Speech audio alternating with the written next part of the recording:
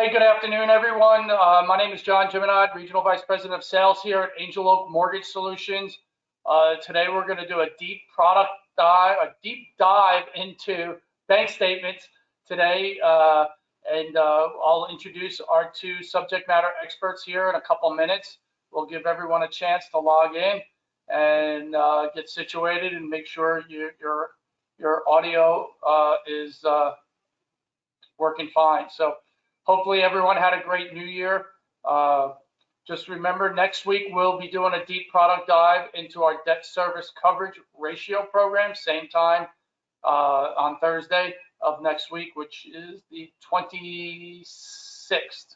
So we'll be doing that at noon Central Standard Time.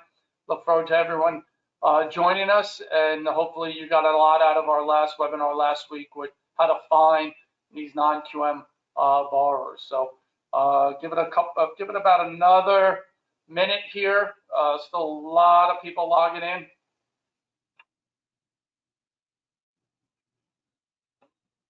Great, we're seeing a lot of stability right now, not only just in the market, but in the non-QM market specifically. So hopefully that will lead to some more product enhancements and better pricing. So stay tuned.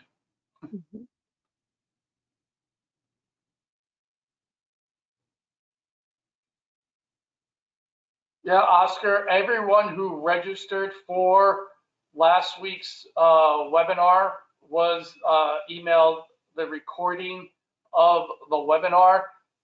If you did not get it, Oscar, please type your email into that question box there, and we will make sure you get a copy of last week's webinar, recorded webinar. Thank you, Oscar, for reminding me that. This is being recorded. This is very interactive. Please get your questions going through the question queue, and if we don't get to your questions, we will get your account executive to reach out to you and answer your question specifically. This will be recorded. This will be sent out to everyone who registered and attended before end of day tomorrow. So thank you for participating. All right, Oscar, we got your email in here. We'll give it another 30 seconds. Got a couple people maybe who didn't get that. Hey, if you don't get it before end of day tomorrow, definitely check your junk or your company server. It might be blocking it. So, but definitely Oscar and Dennis will work with you guys personally to get your recording from last week, and then hopefully this week it's out before end of day tomorrow. So thank you. All right, it's a couple minutes after the top of the hour. Let's get started here. My name is Jeanmonod, Regional Vice President of Sales here at Angel Oak Mortgage Solutions. I'm honored to have our two subject matter experts. We're going to introduce them and have them share a little bit of information about themselves. So Annie Jensen, you're always on these. You're great. Please introduce yourself. Probably everyone knows you already, but go ahead. Thank you so much, John, and thank you everyone for taking the time to join us this morning. My name's Annie, and I cover the Seattle all the way down through Oregon market. I'm a senior account executive, and I've been a part of the Angel Oak family since 2015, and it's been a wonderful ride to have been a part of this family for such a long time. And I'm super excited to talk about bank statement loans today. I probably have closed 200 million worth of volume in these types of loans. So I definitely know the ins and outs. So we're excited to present this and answer all your questions. Thank you, Annie. Always a pleasure to have you on these. And Chris Taylor, you're also another fixture on these national webinars. Chris, I've known you, 7+ years now. Chris Taylor, introduce yourself and give us a little tidbits about yourself. Hi, Chris Taylor. I live in Denver, and I've been with Angel Oak, I think, over 7 years now. Funded hundreds of millions, and just love this business, and especially the non-QM side. It's a great family at Angel Oak, and always love doing these webinars. Really fun. Yeah, thanks, Chris. Chris was shoveling out from about a foot of snow, I think he had last night. So, and Annie also. So I'm here in Dallas. So we're going to get started here. Today is a deep dive into our bank statement product. We launched a Bank Statement Elite program about 3-4 weeks ago, maybe even a month ago. So we're going to talk a little bit of high level on that. but we're going to get into what we want the 1003 to look like. We're going to get into what we want the credit report to look like. By the end of this, we really want you to be a subject matter expert just on bank statements. So let's dive into it. Annie, we're going to talk about some of the highlights. We're going to get to your questions. We're going to talk about highlights of the programs. We're going to talk about what the 1003 needs to look like and what the credit report looks like. But before we get to Annie, we are going to launch a poll. I almost forgot. So we're going to launch a poll. Who has originated a non-QM bank statement loan in the last 12 months? So have you originated a bank statement loan in the last 12 months? We'll launch that poll, give it a couple minutes. Just to kind of want to share with you guys some information. In 2020, new business applications grew by 24% over 2019. That was the largest increase in new business applications in over 10 years. In 2021, new business applications grew by 22% over 2020. So this is the fastest growing segment of our work industry. So let's see what the poll results are. 72% have not originated a bank statement loan in the last 12 months. So that's huge. That's a great opportunity for you to learn here today from two of the best in the business. So let's get to it. Annie, let's talk about our bank statement program. Give us our overview of bank statements, Annie. Perfect. Wow, 72%. I love seeing that number because there's just a lot of opportunity out there for you guys that are on this call today. So bank statement program, this by first foremost is my most favorite program that we offer here at Angel Oak. And the way this program works is, let's say you're working with a borrower. I just posted a bank statement loan for a borrower. They own a small little manufacturing business. So you're working with them, you review their tax returns, and they don't qualify for either the loan amount they want to buy in, or they just don't qualify overall. Maybe they haven't filed their taxes. So what do you do for this borrower? So this is where the bank statement program comes into play. So throw away those tax returns, burn them. I don't care what you do with them. I don't want to hear about them. I don't want to see them. We are going to review their bank statements in lieu of those tax returns. And then we are going to come up with an income figure off the deposits that are going into that account. Now, on this program, we can use either their business or their personal. We could do either 12 or 24 months. Pricing is always better if we use the 24 months right now. So the only time we really use 12 months is if we need to, maybe we have decreasing income.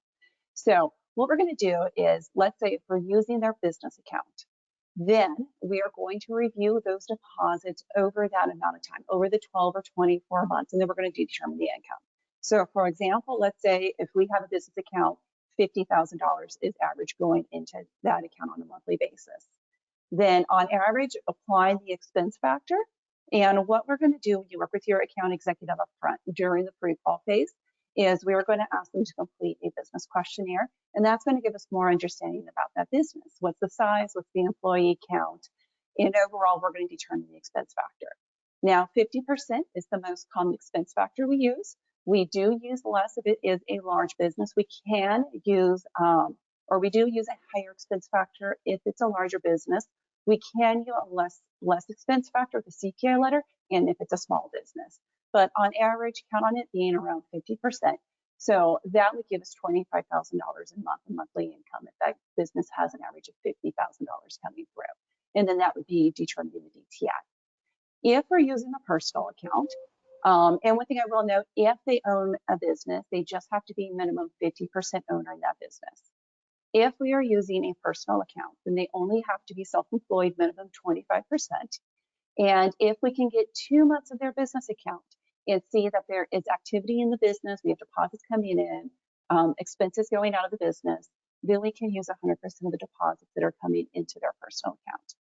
If they do not have a business account, but only the personal account, then we are going to underwrite that personal account just like a business account, and we're going to apply an expense factor.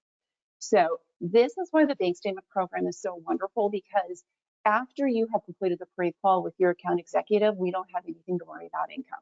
We have a review team and we can send them in, they review, they certify the bank statements. So when the pre-qual is issued, the income is 100% determined and we don't have to worry about any surprises going through the underwriting phase.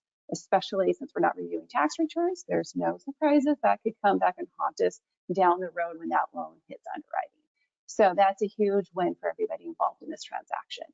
So with this type of loan, we can do purchase, we could do cash out, we can do rate term, we can do investment properties, we can do second homes, and of course, we can do primary residences. They do have to be self-employed for 2 years, and we will verify that. We will look on the Secretary of State website, and we will verify the business is in existence via online. And then we will also verify their ownership via a CPA letter. So that's how we will verify their self-employment. If they are 1099, they do qualify for this program. So we do see a fair amount of borrowers that are 1099. And actually right now is a great time to work with a 1099 borrower because we can either just get their 1099 from 2022 or we could do the 2 years and include 2021. So, I mean, how easy of a loan is it to just get 2 years of 1099s right now? That's super easy. So, and also we do apply an expense factor to the 1099 borrowers. It's usually a lot less just because they are more of like commission based where they don't have the overhaul of the business. So loan amounts on this program will easily go up to $3 million. We are capped at 80% LTV on that. And then we can go up to $2 million at 90% LTV. So this is our bank statement program. Really awesome for you guys to learn this. And now I want to touch base. As John mentioned about 2 to 3 weeks ago, we just released our elite program. So I wanted to touch base on this program. It's very aggressively priced in the marketplace right now. So I just closed my very first business elite transaction. It was a cash out refinance. The borrower is a property developer, and the pricing difference, it was a whole point less than what my pricing was on our normal bank statement program. So what's very important on this program is we cannot allow any exceptions. Now, for those of you who have done business with me before in the past, you know, we do make exceptions, and that is a large part of our business. But on this program, we cannot allow any exceptions on this program at all. And it does have a higher set of underwriting guidelines. So for example, the max loan amount on this program is going to be $1.5 million. It's for a primary residence only. However, we can do the purchase, the rate term, we could do the cash out. I have not allowed any foreclosures or bankruptcies. So we cannot have any of that on the credit report. We have to have an absolute perfect mortgage history. So I cannot have any lates on the credit report. And this does have higher reserves. So it's going to be 6 months. So if they've owned a property before, it's going to be 6 months and then 2 months for each additional properties. If they're a first-time home buyer, it's going to be 12 months. And so, and of course, when you're doing your pre-qual with your account executive, this will all be reviewed during the pre-qual phase. So that way we can fully ensure they qualify for the program. Yeah, and, you know, one of the things that, you know, I want to point out, Annie introduced herself, Chris has introduced himself 7+ years, Annie's about 7 also.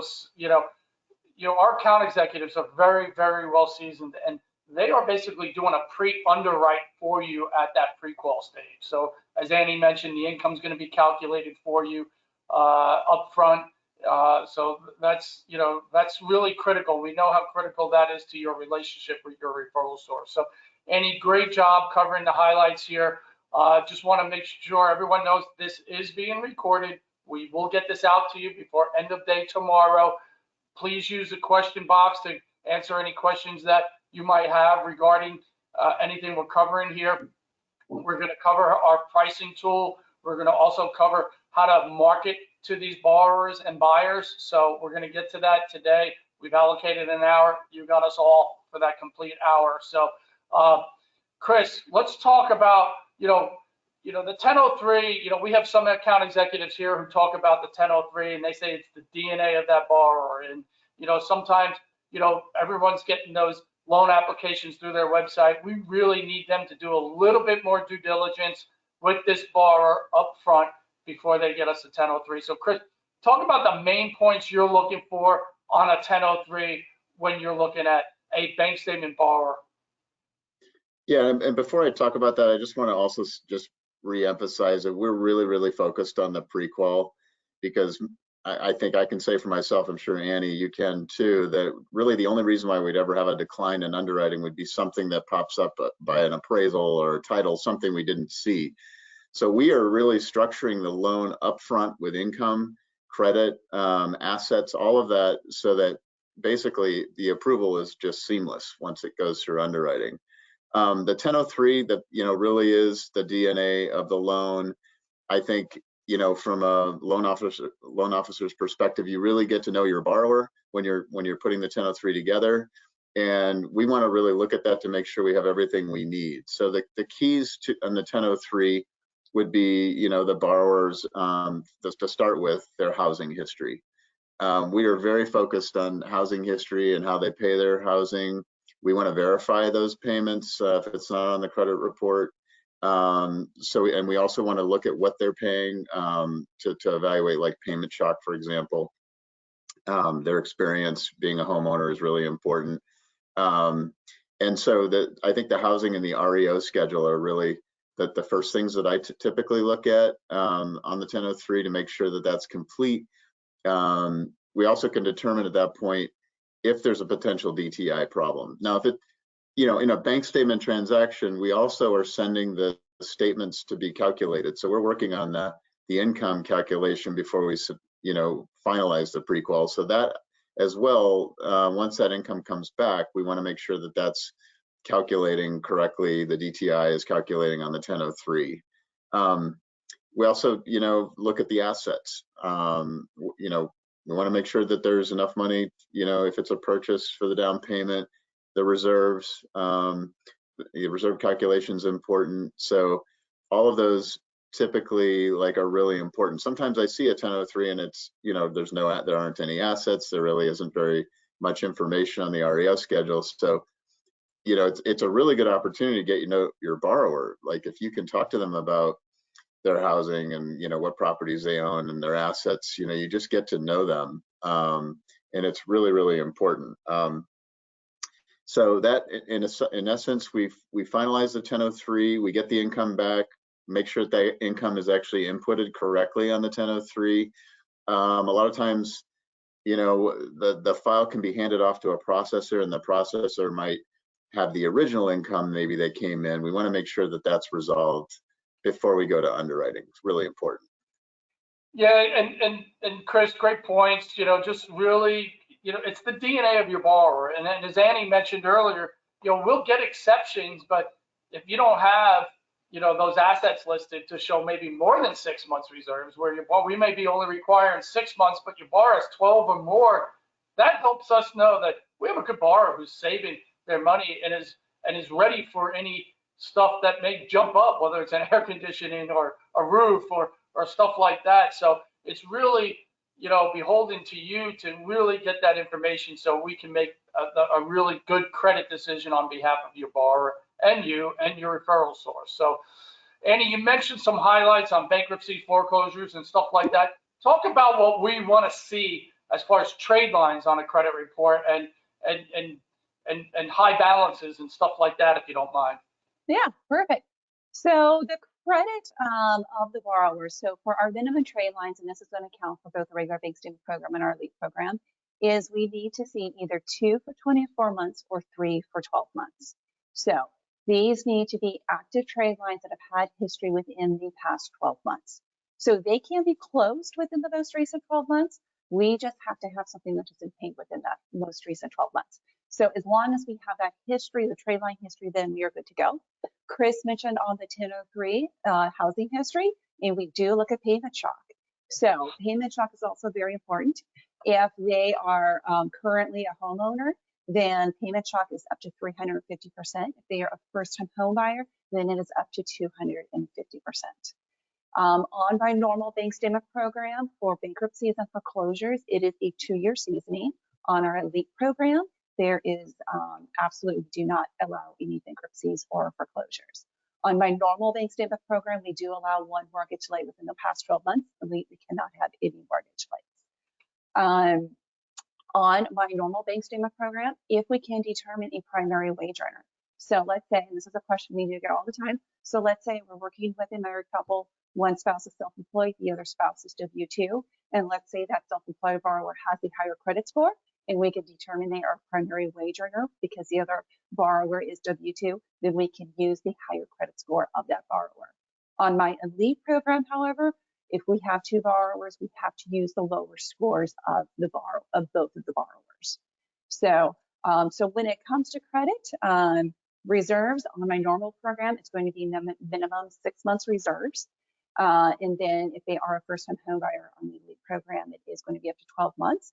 And then depending on if it's an investment, a second home, or if they have additional properties, then we could have a higher reserve amount on either of those programs. So, and then when it comes to qualifying on our regular program with a 660, we'll go up to 75% LTV. 680 will go up to 80% LTV. And then with a 720, it'll be up to 85. And then with a 740, it'll be up to 90% LTV. And so don't try to write down all the crazy like LTVs, loan amounts, and things like that. We're going to be diving into QuickBooks here, and Chris is going to show you guys that, and he's going to show you how you can pull up all your scenarios depending on if it's a cash out purchase, credit score, and then the max LTV that they can go up to. So, so yeah, if you ever have any questions, always reach out to your local AE. Yeah, Annie, you knocked out about a half a dozen questions there, so thank you. So that's great. But Daniel, Chris, clarify something for Daniel. You know, she's asking no foreclosure ever. So, you know, just clarify what we can do, you know, on our traditional bank statement versus elite. So if you don't mind clarifying that for Danielle. Yeah, so in elite, of course, we can't have any foreclosures. On our standard program, we're at least 2 years out of a foreclosure on a bank statement loan. Right. Yeah, I'll pull that bank statement, the highlights of that bank statement program up here right now, just in case, so people understand that we will do, you know, down to 2-year season on that foreclosure. So Daniel, hopefully that answered your question. Annie, you got a couple of questions here from Jason, and just want to make sure that we can clarify for Jason. You know, we talked about, you know, percentage of ownership and what will allow for business bank statements and then for personal bank statements. So if you could just clarify that, just want to make sure we do that. Perfect, not a problem. So if we are using their business account, they have to own a minimum of 50% of the company. If we are using the personal account, then they have to own a minimum of 25% of the company. And so we will vary that with the CPA letter. Now, I also want to note, we are open. It does not have to be a CPA. It could be an accountant. It can be their tax preparer. It can even be if they have a lawyer that they work with, then even the lawyer can draw up this letter. It has to be a third-party entity that has awareness into, you know, their tax returns, their legal filing, percentage of ownership that can verify that for us. So, so yeah. Yeah, and then Chris, give us, just to piggyback on Annie's answer there, when can we use 100% of the personal bank statement income? So when the borrower has a business account and they deposit into personal, and we decide to take the personal deposits, we can take 100% in those cases. So it's really kind of a cool niche when they do have a business account. Yeah, so Jason, hopefully also the transfers from business to personal too, we count as 100. Yeah, great point. And then I think Daniel also had a question, and I'll answer that one. Danielle, on elite, on our business bank statement elite program, we do only allow business bank statements to be used. If your borrower has personal, we'll move them over to our traditional business, traditional bank statement program. So hopefully that answers your question there. Getting a lot of questions here, so thank you very much. We've got Annie, you got a fan here. Danielle's a fan of you, Annie. So thank you, Danielle. Annie's great. So we know that. Thank you, though, Danielle. It's always nice to hear it. Reserves. Annie asks, Carla's asking about reserves. Can they be from 401ks and so on? So IRAs. Perfect. Great question. Yes. So reserves can be, we can use retirement accounts. So if they do have a 401k, if they do have an IRA, if they have, you know, any investment type accounts, we can use those accounts and we will take the percentage. So if it's a 401k or an IRA, then depending on their borrower's age, we will use anywhere from 60 to 70% of those. Now, this is also very unique. I can use the ending balance in their business account. So we can use that ending balance for the down payment and for reserves. Now, we will, however, need to verify that it will not negatively affect the business. And if they do not own the business 100%, then we also need to make sure that they have 100% access to those funds. Or actually, no, let me backstep. Okay, let's say they own the business 70%, then we will use 70% of that ending balance that they could use for reserves or the down payment in that business. So, and then of course, if they have any liquid funds, checkings or savings accounts, we can also use that. And then we can never use anything from any, the cyber assets. I always forget what the term is because I don't have any of that. Not sure I understood the question you were asking, Annie, sorry. The online currency, we can't use that. Okay. Couple other questions. Jason's firing them away. Jason, just so everyone knows, this is being recorded. We will get this out to you before end of day tomorrow. Everything we're talking here is off of our website. So you guys have access to everything here. We're going to show you some quick tools. There's no handouts. Everything's driven by our website, easy to use, easy to navigate. Jason also had a question. Jason, yes, we do have a debt service coverage ratio program.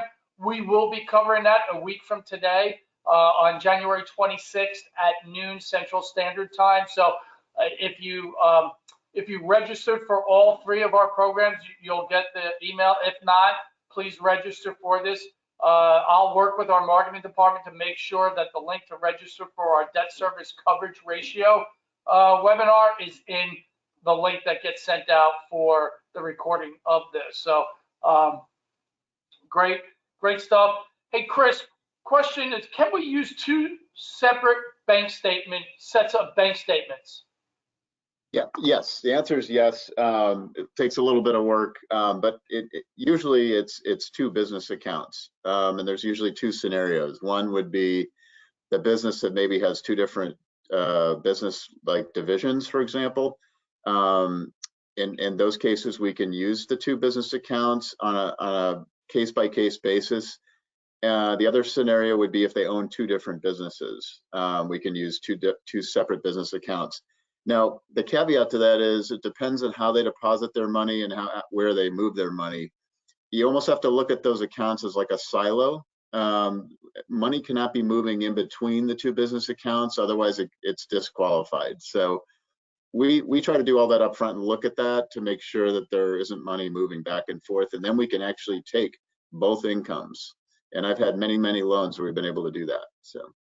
Yeah, so it's a great question, great answer, Chris. A lot of other great questions coming in. I think, Annie, you mentioned it, but the question came in again. What if even the borrower we're trying to qualify has W-2 income? Because let's face it, everyone's got a side hustle, right? So talk about what if the borrower has W-2 income, and then talk about if that spouse has W-2 income. Perfect. No, not a problem. So if our borrower, let's say they have their own business and they also are working a W-2 job, then it's going to be our guidelines that we have to have a 2-year history of them managing them both at the same time. So if they have been doing both for 2 years, then we can use both of those incomes. And what's really nice, even using the W-2 income, we are still not going to review those tax returns. All we're going to need is a copy of their W-2s from the 2 previous years. And then same thing, if we have 2 borrowers on the loan, one is self-employed, the other is W-2, then all we'll need for that W-2 borrower is most recent month of pay stubs, and then also their year-end W-2s. And that's all we need. So absolutely no tax returns involved. Yeah, again, I think that's huge. I think, no tax returns, we'll talk a little bit about, let's talk about it now. Annie, you've talked about it 100 times, so is Chris, how we can increase the buyer's purchasing power, right? You've seen it, both of you guys have seen it, so kind of share some examples, Annie, that and Chris, that you guys have increased that buyer's purchasing power versus their tax returns.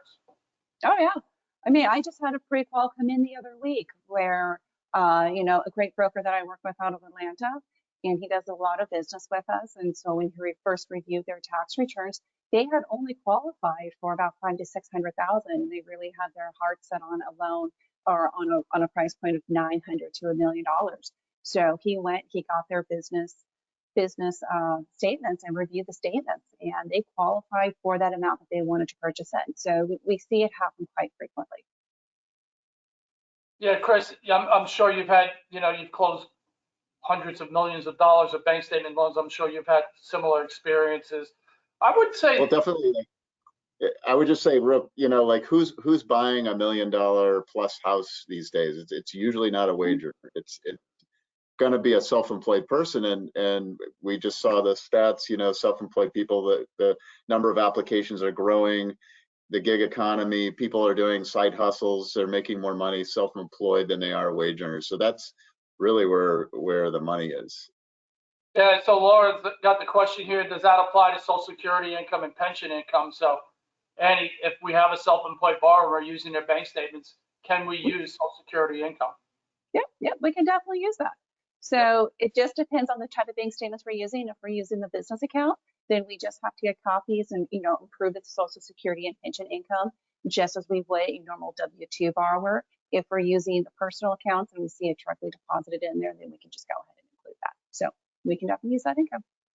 Yeah, so Chris, what are the DTIs on this program? Carla's asking that question. Got a lot of great questions coming in here, so. So the DTIs are always 50 on the back end, and we're at 43 on the front end on all of our programs. So we can also use if it's a cash out refi, we can always use the consolidation to bring that DTI down as well. So You just made me think of something else. So, you know, the market's still, certain markets are still hot, right? You know, multiple bids. Maybe they, you know, they find the house of their dreams. They've got to get in. They pay cash. Annie, talk about delayed financing. I know it was huge a year ago. It's still big, and it can really get people money back in their hands that maybe they didn't think so. So go ahead. Yep, no, this is also a very strong program because this is your borrower, you know, and even though a year ago it was a lot more popular because there were bidding wars going on all over the real estate industry, but even now today, somebody wants to get into that home, they may just not even know that there is an option to be able to use their bank statements. So if they purchased a home, and what's great about this program, it actually gets purchase pricing. So even though we are giving them those funds back that they paid all cash with, it does not have the cash out pricing, and the LTVs will go up to as if we would do it as a purchase transaction. So, and even some of these borrowers, and I've even seen this a lot on investment properties, if they got hard money, then it's considered delayed financing as long as we do it within the first 3 months. If they paid cash, then we can do it up to 6 months. And so, like I said, the benefit is it's going to be purchase pricing and then the purchase LTVs. So if they qualify for 90% as a purchase and they wanted to go up to 90%, then we could do that LTV and give them 90% of that cash back for them. So Chris, it's going to sound like a trick question. What's the difference between 24 months and 12 months of bank statements? Well, you know, we have a pricing difference. Sometimes we do, sometimes we don't. And, you know, that's definitely going to be the biggest difference. Sometimes it's surprising, but sometimes the actual income calculation can be different between the two. Sometimes the 12 month is better, sometimes the 24-month average is better. So I guess the key is we're evaluating all this stuff up front so that we get you the best possible loan in the end. So yeah, and I would kind of, you know, I've been kind of preaching this public service announcement here for self-employed borrowers lately, and it's like, if you know you are going to meet with a self-employed borrower and you're going to get their tax returns, right? Why not, when you meet with that self-employed borrower, get their 24 months of bank statements? As Chris said, we're going to calculate that income for you up front, so you're not calculating 12 or 24. And guess what? We're going to basically use what works best for that borrower. So whether 24 works best or 12 works best. You know, we have a lot of people after, you know, COVID, you know, that their business maybe took a little hit, but year 2021, they actually had a really good year, and we decided we only needed to use 12 months versus 24 months. So let Chris, let Annie, let any of our account executives across the country make that decision for you. But if you're going to meet with them ahead of time, get both the business, get their bank statements, get their tax returns. You're going to see which way, as Annie says, it could be 2, 3, 4, even 5 times more purchasing power. And Chris mentioned, who's buying those luxury homes? It's your self-employed borrowers, right? So a lot of good questions here. Annie, this goes back to your kind of W-2 borrower / self-employed borrower. Kind of talk about if the co-borrower's W-2 income is higher than the self-employed borrower, what credit score we will use, and so on and so forth. It's another question from Danielle, and Danielle thinks you're amazing. So thank you, Danielle. So yeah, so let's say we calculate the income and the W-2 borrower does have more income than the self-employed borrower. That is not a problem. What we will do is we will use the credit score of the W-2 borrower. Now, one thing I do want to point out, when we are using self-employed and W-2 income, and I don't want to be too confusing for everybody, and this is something your AE will definitely review when they do the pre-qual, is we will have a total income number. So for example, let's say self-employed borrower is making 5,000. Let's say W-2 borrower is making 4,500. So then we have 9,500. Our self-employed borrower needs to make a minimum of 30% of the total income for us to be able to use the bank statement program. So if we have a W-2 borrower, and let's say 90% of that income is coming from the W-2 borrower, then we have to take them full doc, and we're going to have to review those tax returns. So we do need to see that our self-employed borrower is bringing in a good amount of that income to be able to use the bank statement. Great. And then, we're going to get to, a lot of questions regarding rates and scenarios. And Annie mentioned earlier, Chris is going to talk about our quick quote tool. Don't worry about it. Don't worry about it, Chris. It's live. So he's an animal lover. I love it. So the mailman.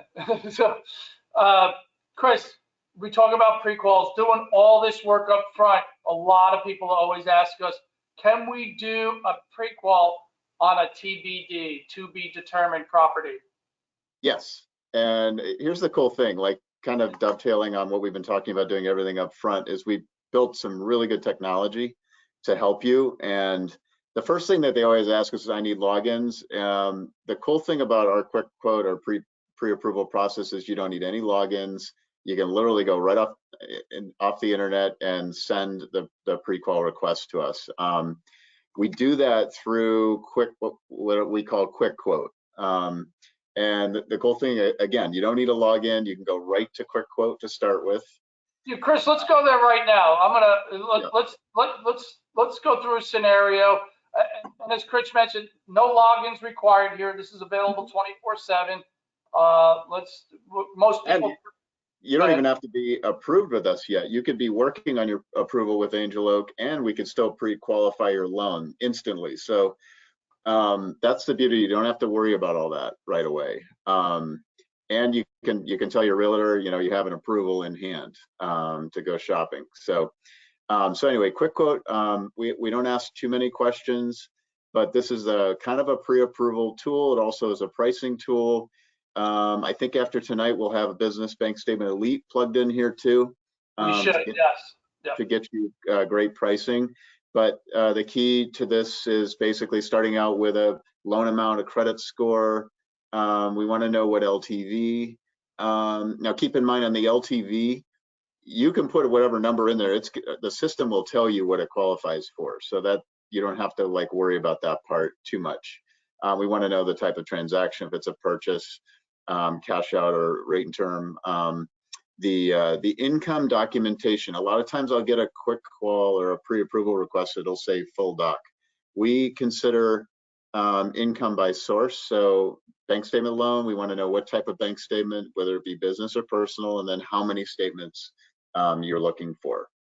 So you'll plug that in, number of bank statements, the occupancy, the citizenship. A lot of we do foreign national loans, so we want to know if this is a U.S. citizen, which we only allow on bank statement loans.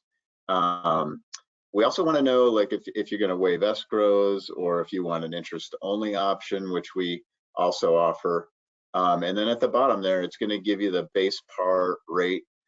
It's going to say max LTV, so that's what it qualifies for, but the requested is 80.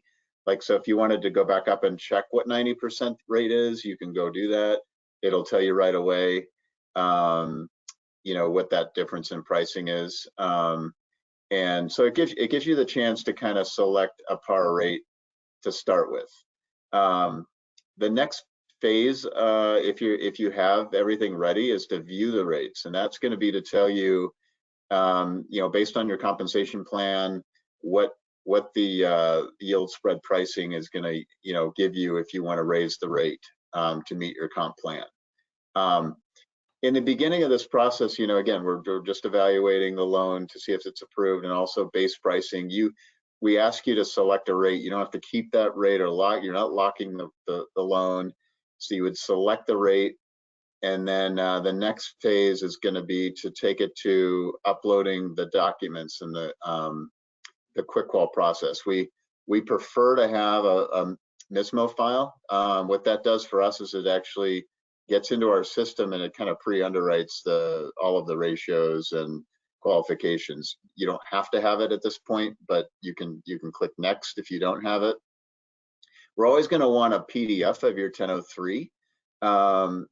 So we're going to ask you for that during the process, but we ask you some basic questions: who you are, what company you're with, who your account executive is, your NMLS number. We're going to also ask you some basic loan questions, like if there's been a BK, a foreclosure, and so forth. So like there you see my name, and then you know, company, the borrower's name, the state they're in, and then again, part of our technology is we try to make it easy, so you can literally drag and drop your credit report, your 1003, your bank statements, all drag and drop into those boxes until you're finished. And then at the bottom, once you've done all that, any additional documents as well, you're going to click the submit button, and then you're done. So you don't have to worry about emailing credit reports or bank statements. All of it's done right there. The cool thing about that is it's a working file from that point on. If there's something else that we need, we send you a secure link, and that secure link basically goes right to this quick qual file. So basically, once we're said and done, once we pre-approve the loan, we have a file for you already. The underwriter actually takes that income, takes those bank statements from this file when they're underwriting. So it's really cool to have this technology. It's why a lot of my partners come back to me. They like that. Yeah, Jay loves he loves quick quote. It makes his life a lot easier. So appreciate that, Jay. One of the things, Chris, someone asked a question earlier and we didn't get to it. Talk about turn times, not just for quick qual. Not only just talk about turn times for how long it takes you to get a quick qual back to anyone, which is pre-qual. We call it quick qual internally. And then what are our turn times for underwriting, resubmissions and so on? So if you don't mind sharing that, Chris, that'd be great. Sure. And when you log into our portal, we post what those turn times are. But generally speaking, we're 24 hours on a pre-approval request. In a lot of cases, I'm able to do it sometimes the same day. So that, within 48 hours at the worst case scenario, you can actually have approval in hand to give to your realtor or your borrower, which is really helpful. Once that file is ready to be disclosed, we're running 2 to 3 days for disclosures. That process is great too, because it gives you the chance to review an LE before it goes out. Then the borrower can e-sign, and then you can submit your loan into underwriting. And underwriting is typically 48 to 72 hours, although a lot of them are coming back, in 24 hours these days. So, really seamless process. Not a long time to wait to get your approval. Yeah, Chris, a couple of things, just kind of some due diligence up front. We need all pages of all the bank statements, and maybe that last page doesn't have anything on it. We need it. If it says pages 4 or 5, we need all 5 pages. So do yourself a little bit of, help Chris, help Annie, help any of the account executives. Just eyeball it, make sure they're all there, because, there could be something on that last page that maybe doesn't get calculated. And as Chris said, we'll get them back to you really quick. But if we're missing pages, that sometimes, stalls the quick qual process or pre-qual process. It also really helps you when you're working on a bank statement loan to get the bank's version, the bank's PDF of that bank statement, not the one that the borrower printed on their own printer. It'll really help you down the road, because sometimes the borrower will, modify those pages or black things out, and it just really helps to do that. So. Yeah, and we're introducing technology as we continue to grow and expand, technology that will read those bank statements. So we also have a team that calculates it, but we're starting to incorporate this technology that will help read it and get it done quicker. So the more information, and as Chris said, the actual PDF from the bank will help with that in the future. So anything else to add? No, Chris did such an amazing job covering all of this. So. Well, I know everyone's anxious. Last week we talked about how to find these non-QM borrowers. So Andy's going to take us into, let's talk about our marketing portal. Let me sign in here, Andy. Yeah. Well, Perfect. This is the fun part. Sorry, Chris. Andy gets a little bit more of the fun today. So. No, marketing is always a lot of fun, and especially with everybody on this call today, because we've been now in the industry for such a long time, and we've had an opportunity to work with borrowers literally from the very beginning of non-QM coming back. We've been able to see the marketing that they have done over the years and really what has made a tremendous impact for them growing their business in this industry. So we do have a lot of really great tips and tricks that we can share with you. And so my number one broker, when I first started working with him, and I've been able to see how his marketing has evolved over the years. When he first started to really market non-QM, he started with a lot of email campaigns. And he's done an amazing job of building out a solid network. And the network that he has is compromised, includes everybody from, real estate agents to CPAs to wealth managers. He's just very, very good at networking. And so let's jump into our marketing portal and let's go down and look at the flyers. So in the very beginning, he did a lot of email campaigns with flyers and always saying, these are the borrowers that I can close. These are the programs that I have access to. This is what I can specialize in. And so we have a bunch of flyers here in the portal, cover all of our programs. So you can cover our bank statement program. You can cover our DSCR program. You can cover our full doc programs. Whatever you want to market, you have access to this information. Super easy to do. You see how John logged in. Over on the left side of John's screen, all you have to do is input your info. So input your name, your company, everything that you want to come out on this flyer. And then you can even go through and update your company logo. Once you do that, you just hit save. It's going to update, and then you can go ahead. You can download that PDF version, and then you can shoot it off in email campaigns. If you want to be old school, which I always love doing because there is that personal element to what we all do in this business, go out and say hi to real estate agents. Go out and, drop off flyers and let them know that you have access to these programs, especially real estate agents. I have a lot of friends who are real estate agents, and they always pre-qualify this borrower, no matter how much we think that they may not. So when they first meet with this borrower and they're asking them, do you have your pre-approval letter? Or maybe they don't have that yet. And we say, hey, you need to go meet with so-and-so and get the pre-approval letter. And sometimes they say stuff, oh, I don't know if I'm going to qualify. I have dings on my credit. I'm self-employed. I'm worried about my income. And so these are all great reasons why you should be talking to this real estate agent. So they know you have access to these programs, so they can send them over to you, and we can go ahead and get them pre-qualified. So let's jump back into another market. Yeah, I just wanted to jump in here 1 second here. Yep. You can co-brand this with your realtor on this too. You can put your information on one side, your realtor's information on the other side. Put these in open houses. It's just a really cool way for you to co-brand with that realtor, and it's just it just makes perfect sense. Go ahead, Annie. Sorry. Hey, not a problem. So let's go and dive back into our marketing tab, and then let's go down to where we have our social media. So this is also another strong area to market. So my most successful brokers do a lot of social media platforms. So they utilize Instagram, they utilize Facebook, they utilize LinkedIn.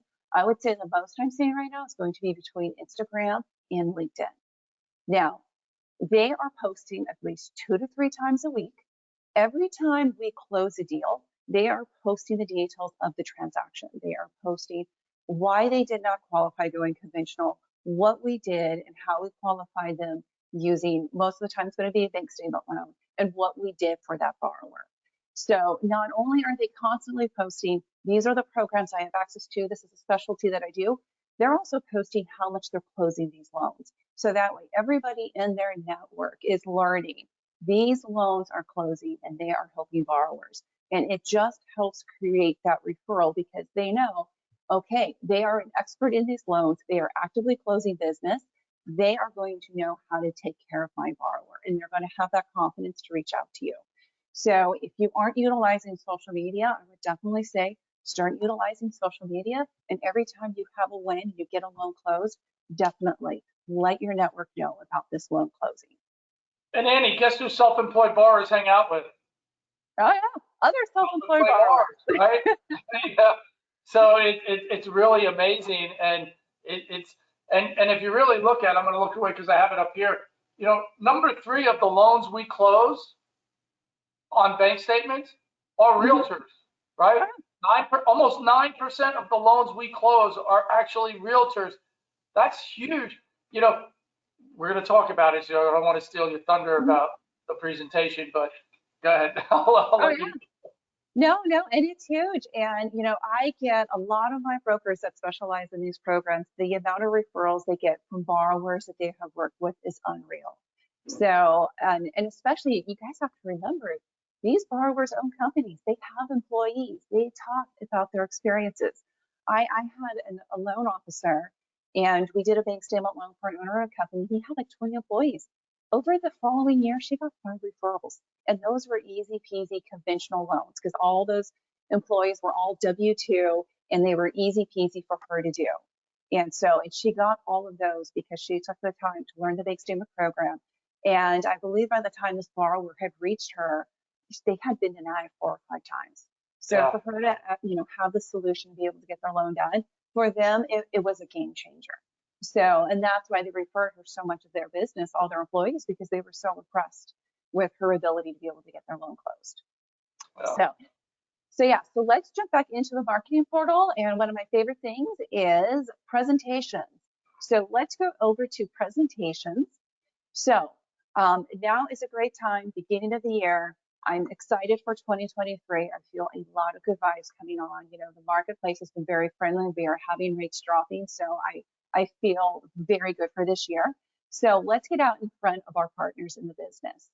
So these are PowerPoint programs that we already have. There's a short and a long version. I would definitely recommend go in, download.